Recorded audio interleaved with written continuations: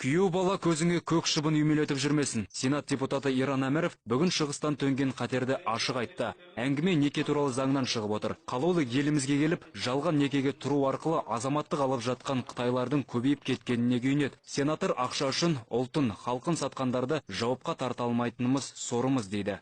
Ал егер жеріңді Қытай қаптаса, көзіңнің жасы еш уақытта құрғамайды.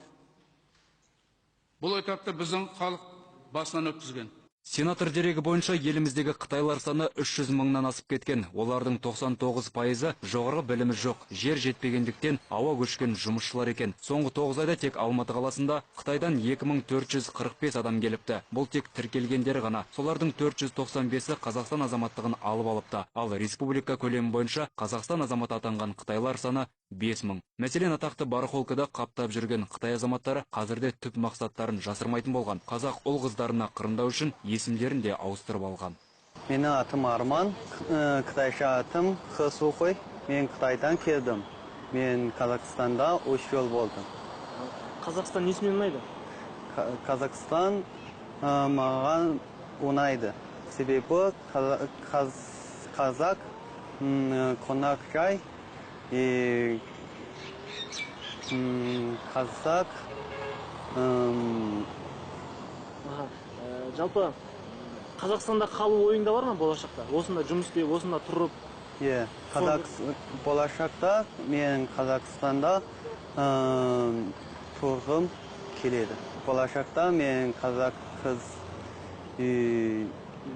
үйленгім келеді.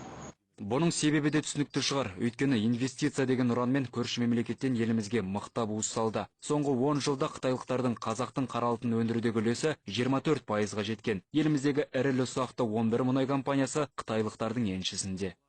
Қытайда қазір Шинжаңның жергілікті тарихы деген оқулықтар оқытылады, жоғарғы және орта бастауыш мектептерде.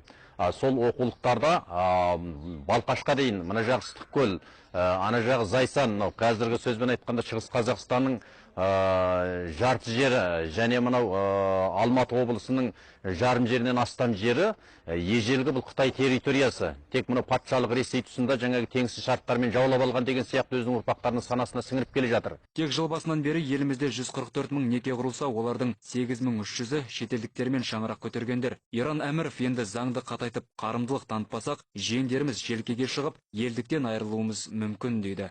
Дастан Сейілханұлы, Алматы телеарнасы.